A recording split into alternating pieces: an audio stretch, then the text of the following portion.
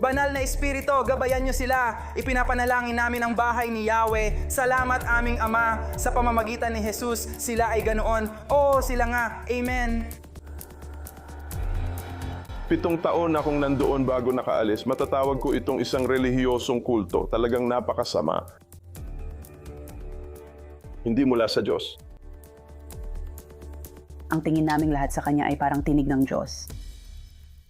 Halimbawa, nagdadasal kami or kung ano man tapos bigla na lang siyang tumalon at biglang-bigla ang boses niya ay naging parang boses ng lalaki na parang Jesus ang tindi nila. iniisip lang si Jesucristo.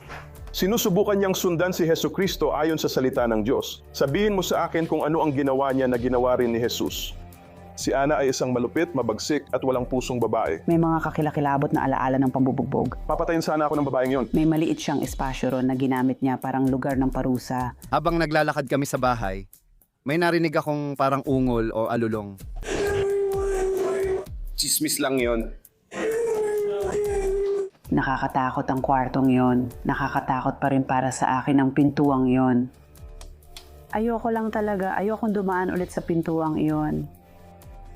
Mga batang pinahirapan at pinatay ng isang matriarka ng isang kulto.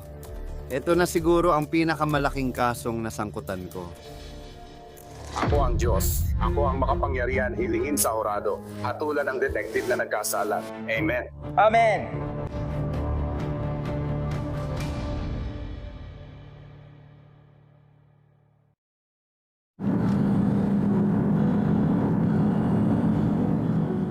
Kailangan mong dumaan sa mahabang daang lupa. Medyo nakakatakot talaga. At mga 7.5 ektarya ang laki nito.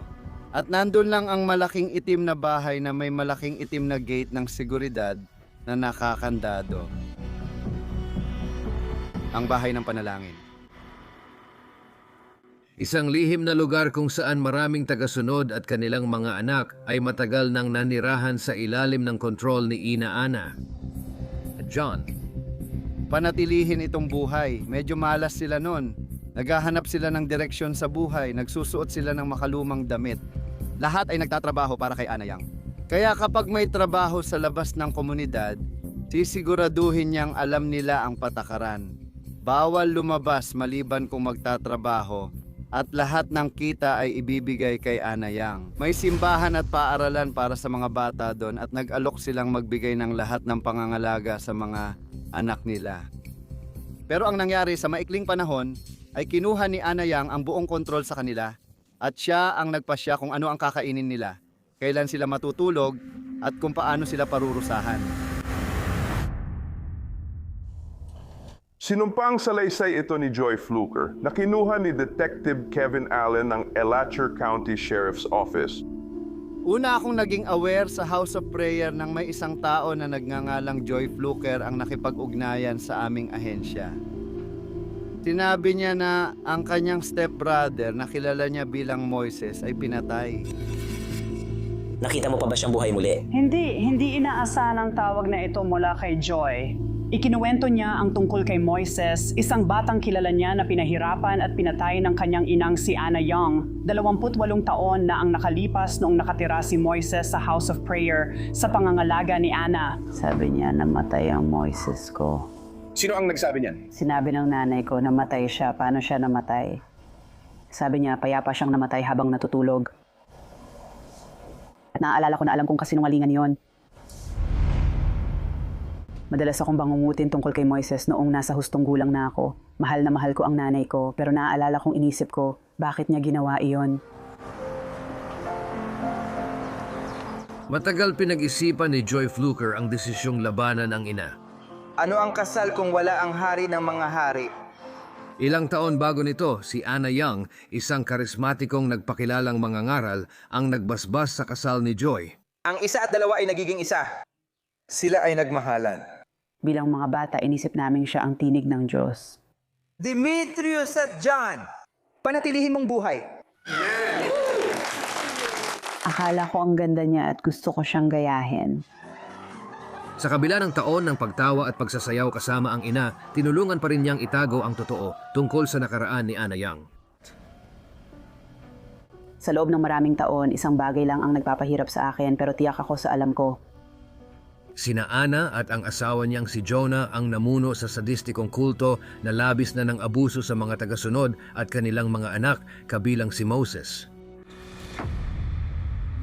Ang House of Prayer at relihiyosong kasigasigan ni Ana ay bunga ng konsensya. Noong 1973 sa Chicago, iniulat ni Ana at Jonah na nawawala ang kanilang 6 na taong gulang na anak na si Kathy habang namamasyal silang pamilya, hindi na siya natagpuan. Ipinakita ng aming investigasyon na sa katunayan ay binugbog at pinahirapan ni Ana Yang ang batang ito at ikinulong sa isang aparador sa kanyang bahay sa Chicago, Illinois. At ang bata ay na-suffocate at namatay sa loob ng aparador. Kaya itinago niya ang kanyang pagkakasala at kung ano man ang pinagdadaanan niya sa pamamagitan ng paghahanap ng relihiyon at, pagbibigay ng penitensya at baka mailigtas ang sarili mula sa impyerno o kung ano man dahil sa nangyari. Nag-embark sila, umalis ng Chicago at nagsabing magsisimula ng bagong buhay. Binago nila ang pamumuhay at pananamit nila at nagsimula silang magbigay ng matutuluyan sa iba. Lahat sa isip niya ay naging tama o mali lang. Sabi niya, ikaw ay para sa Diyos o hindi ka para sa Kanya. Talagang porsigido at masigasig siya. Gagawin kitang banal. Magiging banal ako at gusto kong dalhin ang mga tao sa Diyos bilang isang banal na babae. Sapagkat kay Jesus may mga kalungkutan, akin ang mga yon. Kaya isa sa una kong ginawa ay gusto kong makita ang bahay na di umano'y pinangyarihan ng mga krimen. 10 milya lang ito mula sa opisina ng sheriff. Pero maraming nakakatakot na nangyari doon. Ito si John Hugh. Dito nakatira si John Neal noong dekada 80 mula 1983 hanggang 89. Hiniling namin sa kanya na tulungan kaming buuin ang mga nangyari sa bahay panalanginan. Maaari mo bang ipakita sa amin kung nasaan ang nakatagong kwarto? Sige. Ayan na. Yan na, dyan mismo. Kaya ito mismo dito. Natuklasan ko lahat ng nakatagong compartment at lihim na kwarto. Hindi mo mapapansin pero may mga pader na pwedeng buksan o isara ng mahigpit at lahat ay nakakandado mula sa labas. Ang sumusunod ay pahayag ni Sabrina Hamburg. At kapag ini-interview ko na ang ilan sa mga saksi, ipinaliwanag nila sa akin na minsan yun ang parusa sa kanila. Kaya nasa loob kami ng kahon. Walang pagkain ni hangin. Gaano kalaki ang kahon?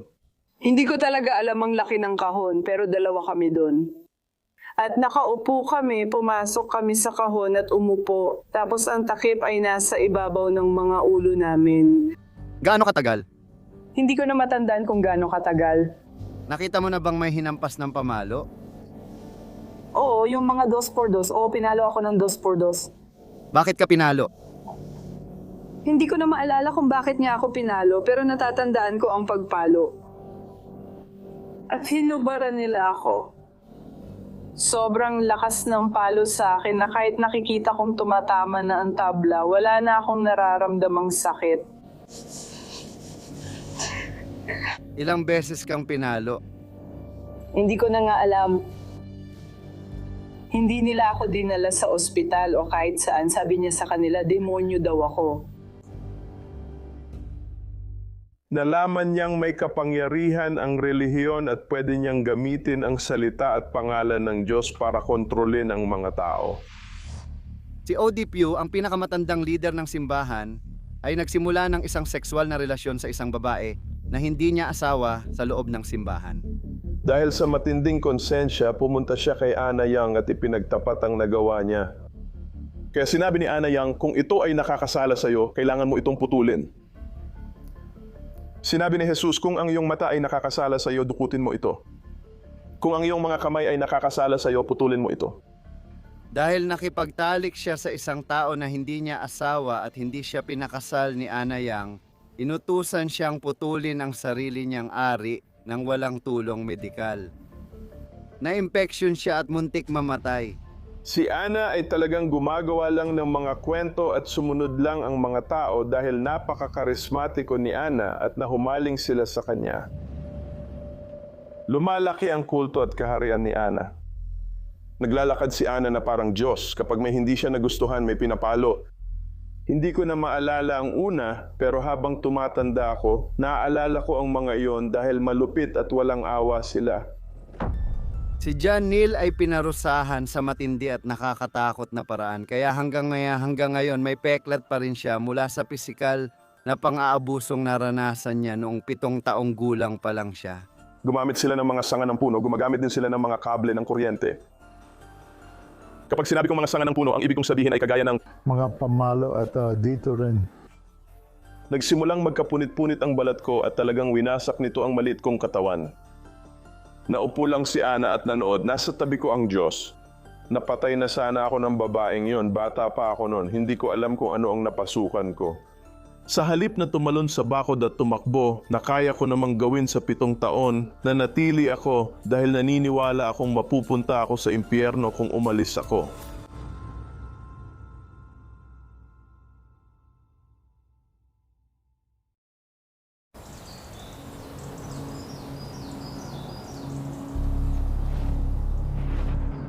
Marami sa mga saksi ang nagsabi na na-brainwash sila habang nandoon sila. At marami rin ang nagkumpara nito sa Jonestown.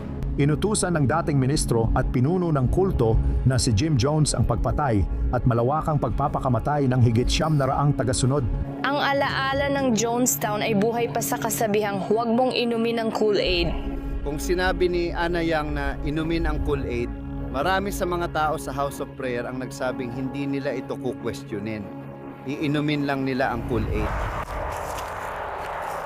Ngayon ay Sabado. Ika-28 ng Enero.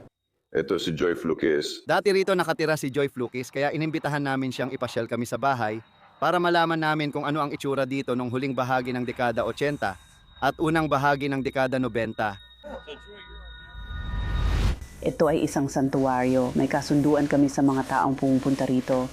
May mga upuan dito, parang mga bangko sa simbahan. Nasaan ang pulpito? Ang pulpito ay nasa mismong lugar ng mga ladrilyo. Nasa harap niya ako. Papasok siya mula sa likuran at narinig ko ito parang isang alulong.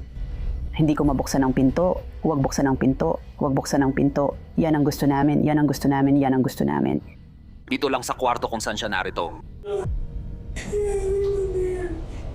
At sabi niya, doon ko natagpuan si Moises.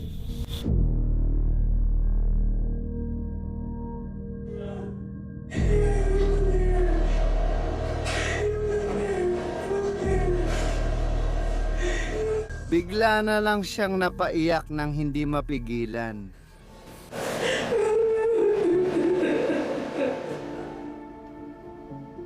Nakakatakot pa rin sa akin ang pintuang yon. Ay,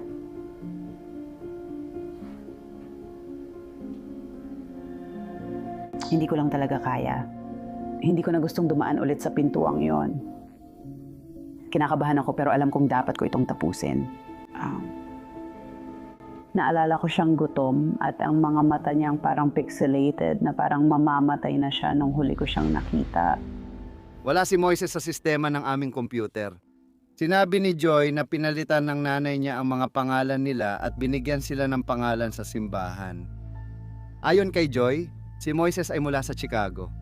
At isang miyembro ng simbahan nila sa Chicago ay may anak na dalagitang nabuntis, si Ana Yang. Pinalitan niya ang pangalan ng bata mula Iman Harper at ginawang Moises Yang. Sinabi niya sa simbahan, ito ang anak namin ni Jonah Yang at palalakihin namin siyang parang sariling anak. Ang misyon niya ay sirain ang bata. Isang sistematiko, mabagal, malupit at brutal na pagsira sa kanila sa pamamagitan ng gutom. Pagkakait ng tulog. Pinapatayo sila ng maraming oras. Ganito niya tinrato ang mga bata ay kapatid na Moises. Oo, nasa mas mabuting lugar na siya at masaya na. Ayos siya, wala na siya dito, wala na siya. At doon natapos ang kwento. Kasama natin si Thomas Pugh. Thomas, pwede mo bang itaas ang kanang kamay mo? Ayon sa maraming saksi, inilagay ang kanyang labis sa bariles at sinunog ng ilang araw. Inutusan ni Ana ang isang tao na magsindi ng apoy. Nagsimula ang apoy sa bariles na gamit namin sa pagsusunog.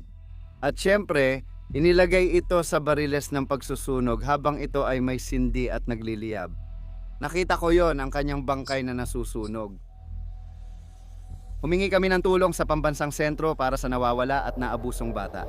Nagpadala sila ng 2 pinakamahusay nilang tao para sa paghahanap ng mga labi ng tao. At alam namin kung ano ang kailangan naming hanapin. Kailangan naming hanapin ang mga saksi na nagsabi kung saan nila inisip na roon ang bariles 15 o 20 taon na ang nakalipas. Halos 2 linggo naming hinukay lahat ng posibleng lugar na may mga labi ng tao.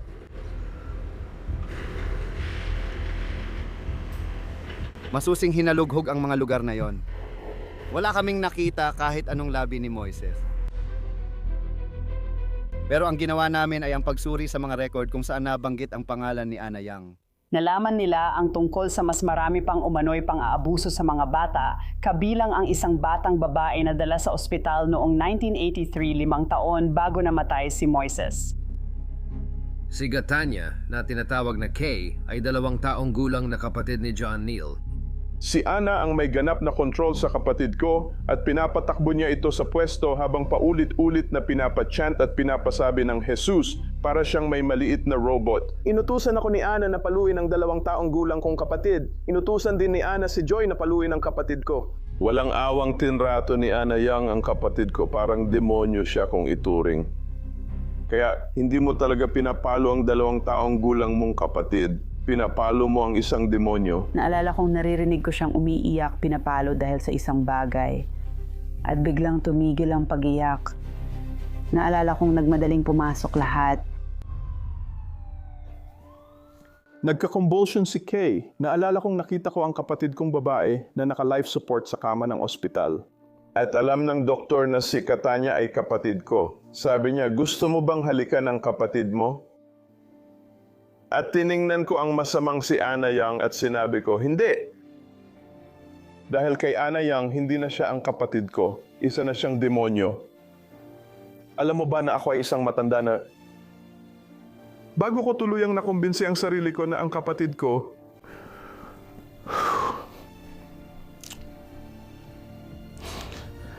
ay masama. Matanda na ako bago ko nakumbinsi ang sarili ko na hindi demonyo ang kapatid ko dahil iyon sa masamang demonyong si Ana Yang. Kaya pinagmasdan ko siya sa kama. Salamat sa Diyos at namatay siya dahil hindi titigil si Ana. Hindi niya kaya. Tahimik lang ang mga matatanda sa bahay ng panalangin, pati na ang ina ni Gatanya at John Neal, si Leah Vera. Kasama natin ngayon si Leah Vera na nagsabing na-recruit siya sa isang kulto. Hindi niya alam na kulto pala ito. Mahirap siya at malas sa buhay, nakatira pa sa housing project. Pagkatapos ng halos 1 buwang pananatili sa bahay ng panalangin sa Macanope, nagbago ang lahat at inalis sa kanya ang kanyang mga anak. Alam mo ba ang tungkol sa anumang pisikal na pananakit kina John o Kay? Hindi, dahil inilayo nila ako sa kanila. Hindi ko nga alam na nasa ospital siya. Nasa ospital siya gamit ang ibang pangalan. Pinalitan nila ang pangalan niya ng Gatanya Yang. Ana, nagkaroon siya ng kumbulsyon. Si Dr. Hard ang nandoon. Hindi ko maintindihan kasi hindi naman siya may sakit.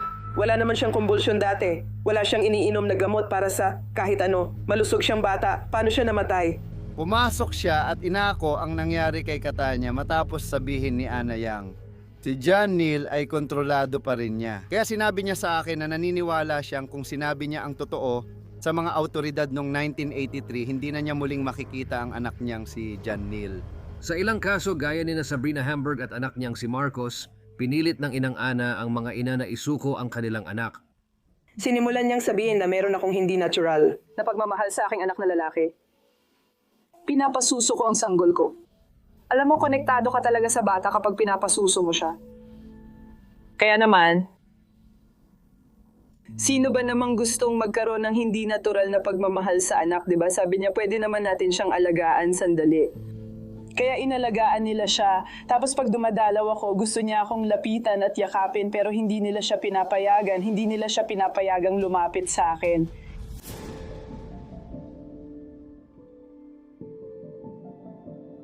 Pinatuloy niya siya sa kwarto. Pero sa tingin ko, hindi siya tumugon sa kanya. At kaya siya lumabas sa congregation at sinabi, "Kita niyo, kailangan niyang umalis o ako o siya." Dahil hindi naman talaga siya. Baka hindi niya napasunod sa gusto niya. Dinala niya ang sarili niyang anak sa Puerto Rico at iniwan siya sa mga kalye ng Puerto Rico dahil may demonyo raw ito sa katawan. Sabi ko, kailangan natin siyang dalhin sa simbahan kasi alam kong may mag-aalaga sa kanya. At nang lumapit ako sa mga autoridad sa Puerto Rico, sinabi nila, wala kaming record na si Marcos Cruz ay iniwan sa mga kalye dito. Ang nag-iisa naming litrato niya ay nung 2 taon pa lang siya. Ginamit ng National Center for Missing and Exploited Children ang age progression para ipakita kung ano marahil ang itsura niya ngayon. Makikita ngayon ang poster na yon sa mga kalsada ng Puerto Rico. Palaging ipinapasa ni Ana sa iba ang responsibilidad. Pero ang iba ang gumagawa ng maruruming trabaho, parang car artist. Ganun ka rin, di ba? Sa huli, pumalpak si Ana. Pumalpak si Ana.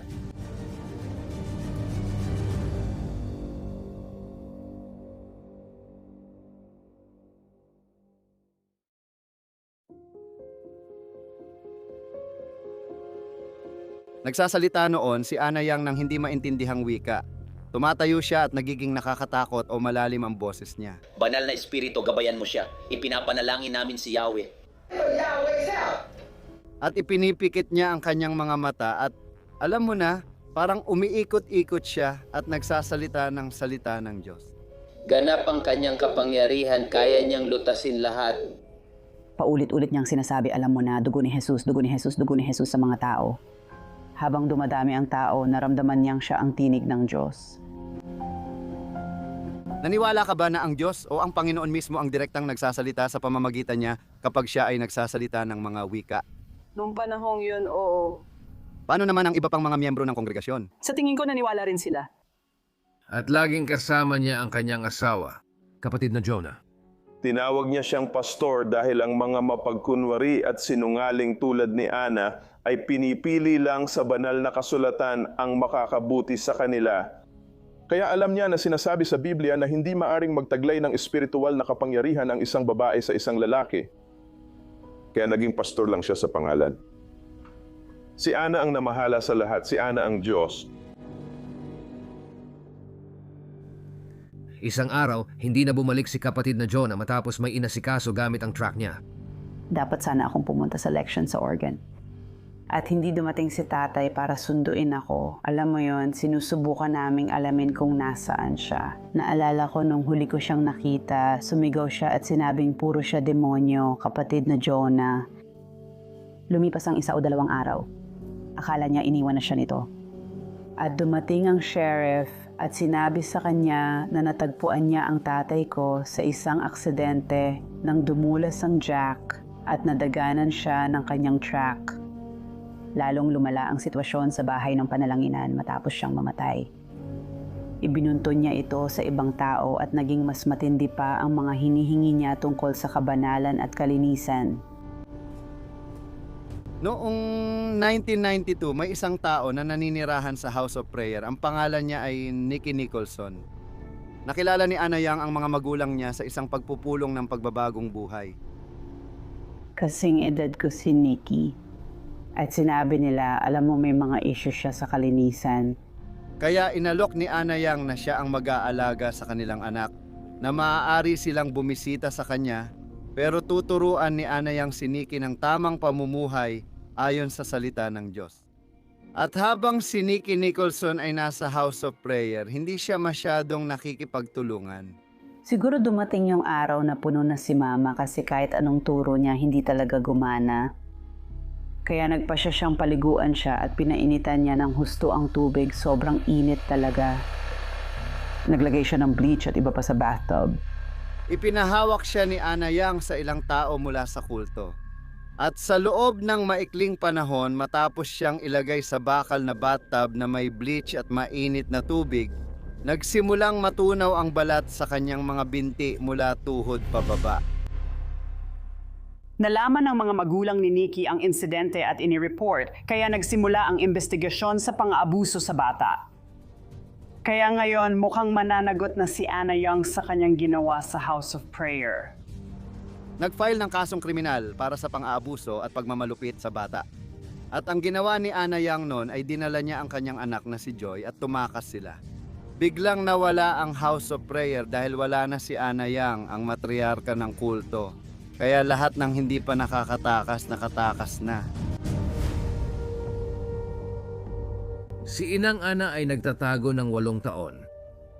Nagstay kami sa Atlanta, Ohio, Indianapolis, kung saan-saan. Sa huli, pumunta kami sa Godfrey, Illinois. Tumira kami sa likod ng simbahan. Alam ko na hinahanap ng FBI ang nanay ko noong panahong iyon. Galit ako, parang napipilitan. Saan na naman tayo pupunta? Mga peking ID habang kami tumatakas dahil sa pagpapaligo niya kay Nicky Nicholson. Pero ngayon, naintindihan ko na dahil nag-aalala siya tungkol doon at sa lahat ng iba pang pwedeng mangyari.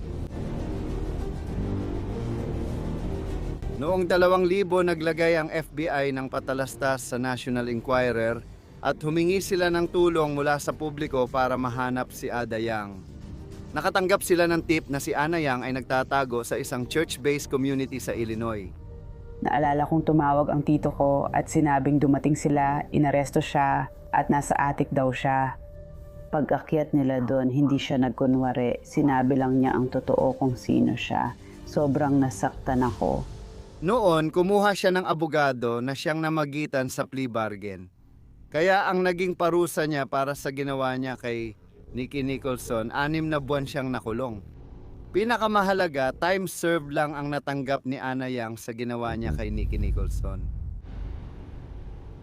Salamat aming Ama, ang kasalang ito o may kamatayan.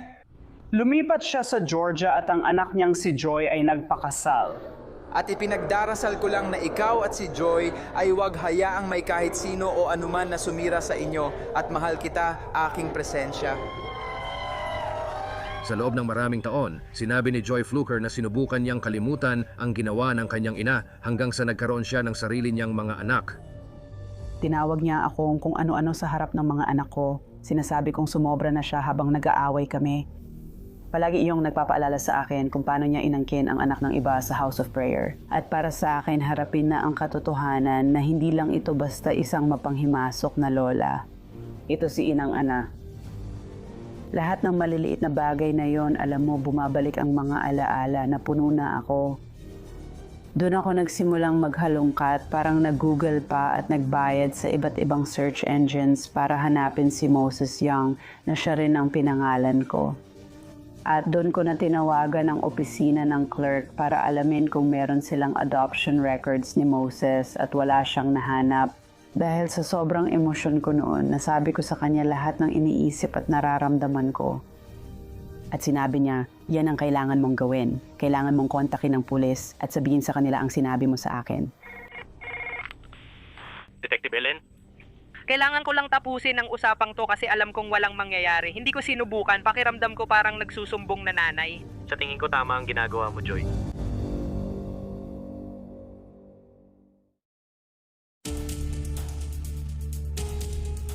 Walang nangyari tungkol sa House of Prayer hanggang sa tumawag si Joy Fluker noong 2016.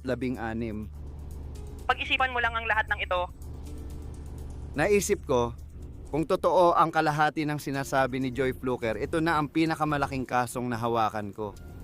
Mga batang pinahirapan at pinatay ng isang matriarka ng isang kulto.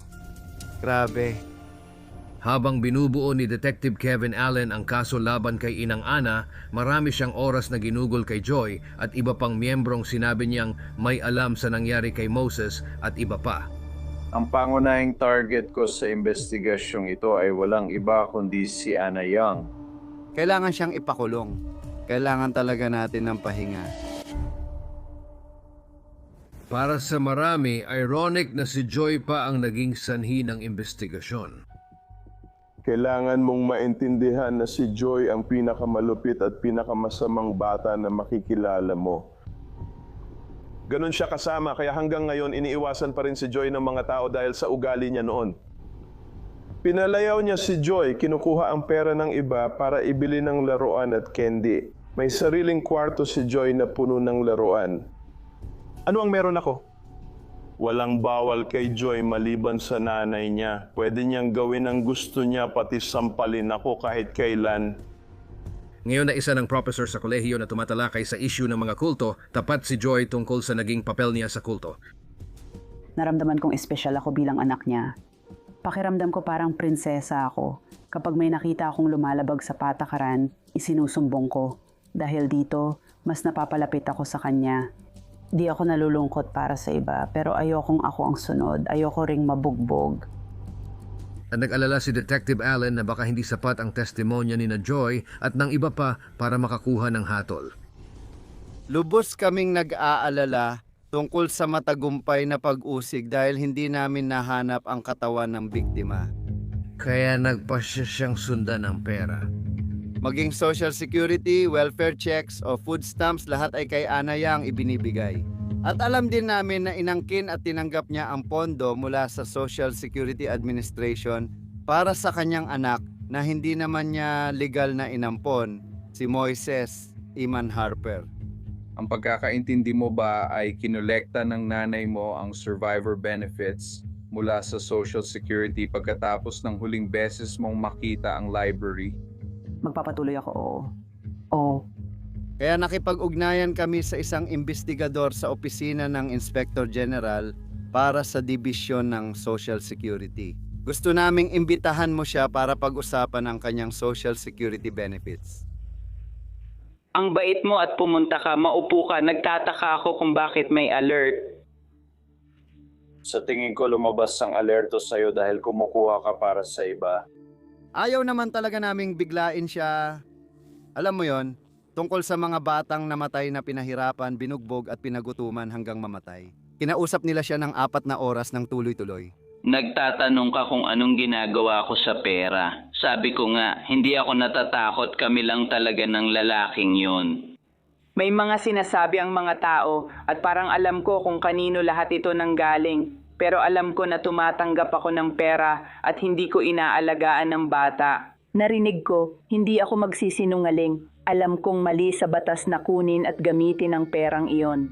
Pagkatapos naming kumpirmahin na tinanggap niya ang Social Security benefits para sa batang hindi kanya, hinarap siya tungkol sa lahat ng mga bata. Kaya hindi ka nagbuhat ng kamay. Sabi niya, Hindi. Talagang yung batang iyon ay mga 2 o 3 taong gulang lang siguro. Hindi ko siya pinalo. Wala namang dahilan para paluin siya.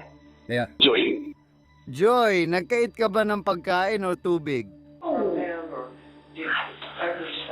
Hindi. Hindi, ikaw ang magpatuloy. Gusto ko lang marinig na nahihiya ka. Di ko inasahan na gagawin niya yon para magpatawa. Hindi sinabi ni Joy sa akin ng ganon. Sinabi niya na ganito at ganyan ka, pinatay ka, pero hindi niya nabanggit ang tungkol doon. Hindi niya kailanman nabanggit ang tungkol doon. Kung may namalo sa isang bata ng ganyan, malalaman ko yon. Alam ko ang tungkol kay Kuya Juan, pero alam kong nagsisinungaling siya. Alam ko yan. Nagsinungaling lang si Joy. Sabi niya, inilibing siya sa simbahan. Kasinungalingan yan. Ano? Paano siya napabilang sa simbahan na yon nang hindi ko alam? Paanong nangyari yon? Nagsisinungaling si Joy, sinasabi ko sa inyo sa ngalan ni Jesus. Ipinakita sa kanya ang lahat ng impormasyon, ebidensya at testimonya ng mga saksi na nakalap namin noon. Dahil sinasabi mo na marami kang mga taong may masasamang pahayag laban sa akin. Alam mo, ang meron lang ako ay ang aking pagkatao. Ang sagot niya, may oras pa ba akong ayusin ang mga dapat kong asikasuhin? Iniisip niyang aarestuhin siya noon. Nang dumating ako dito, hindi ko inaasahan ito. Ang sinusubukan kong gawin ay usin ang aking buhay. Siya ay kinasuhan ng kasong first-degree murder para sa pagpatay kay Moses Iman Harper. Ayon sa pulisya, si Anna Elizabeth Young ay nakaiwas sa kaso ng pagpatay ng 25 taon. Matagal siyang tahimik na nanirahan sa bahay sa Marietta, nagtago mula sa pulisya sa likod ng mga karatulang nagpapahayag ng kanyang pagmamahal kay Jesus. Kumatok kami sa pintuan niya mga 8:30 ng gabi. At ang itsura ng lubos na pagkabigla at takot sa kanyang muka ay kamangha-mangha. Ayon sa sakdal, pinagplanuhan niya ang pagpatay sa isang bata na kilala bilang Moises sa pamamagitan ng hindi pagpapakain, sinadyang pagpapahirap, malisyosong pagpaparusa at ilegal na pagkulong sa bata. Nasa Cobb County Jail pa rin si Young pero pumayag siyang ma-extradite at ibabalik sa Florida.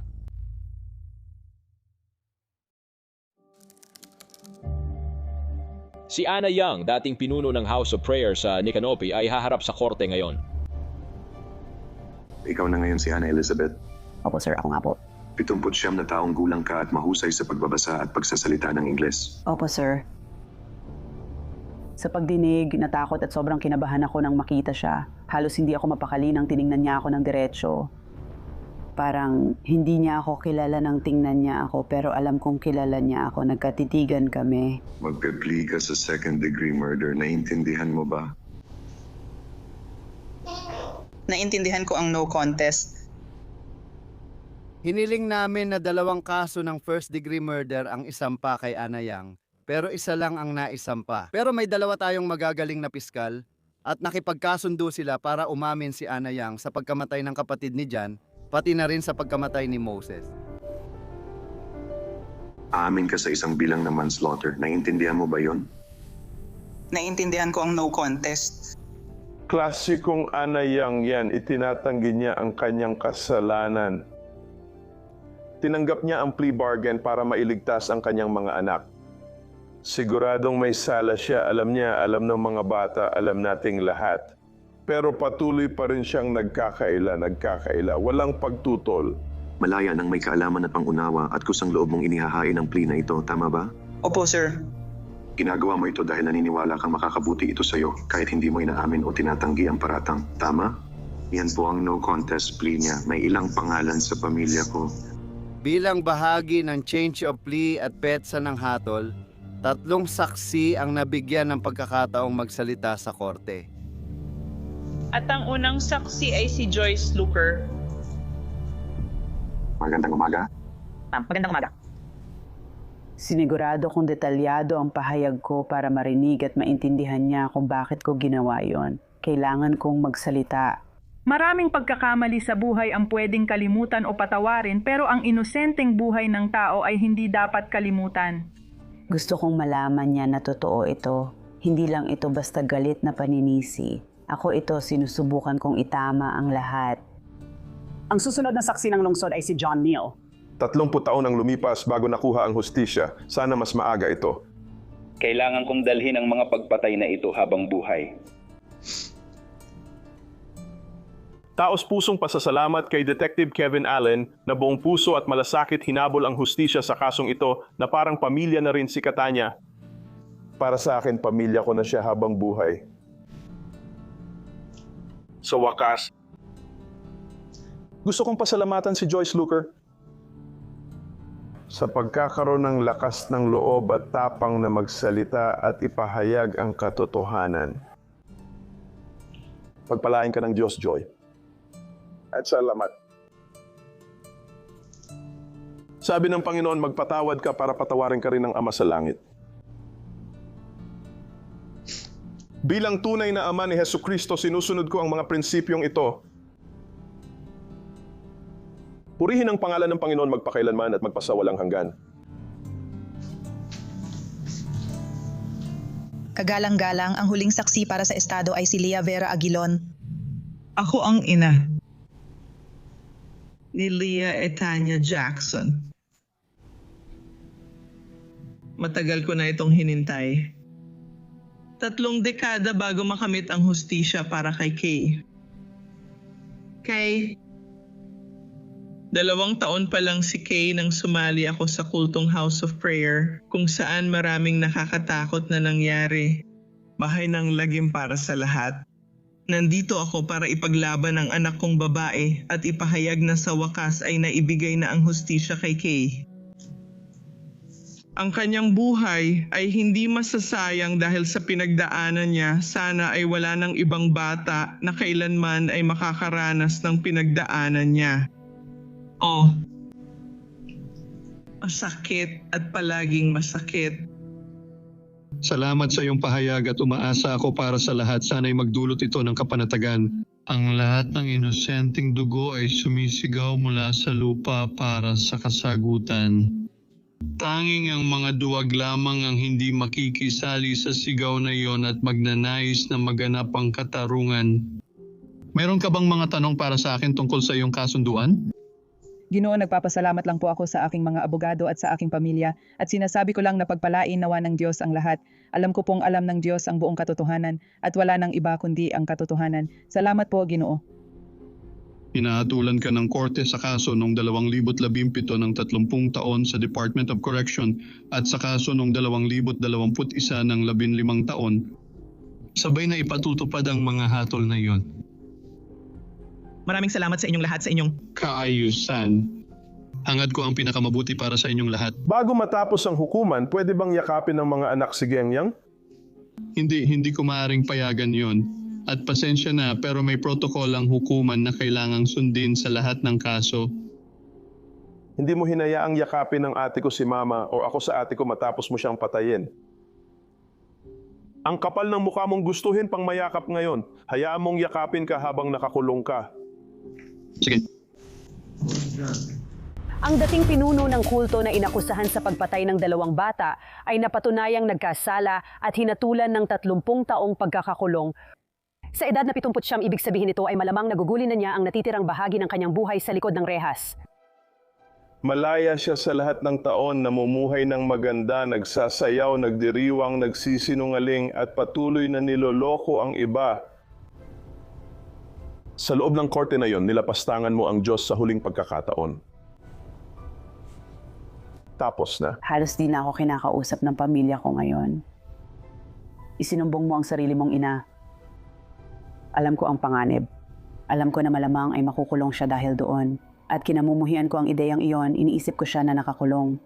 Batay sa edad niya, alam ko na may posibilidad na kung makulong siya, maaari siyang mamatay sa kulungan. Ibig kong sabihin, minsan umiiyak pa rin ako.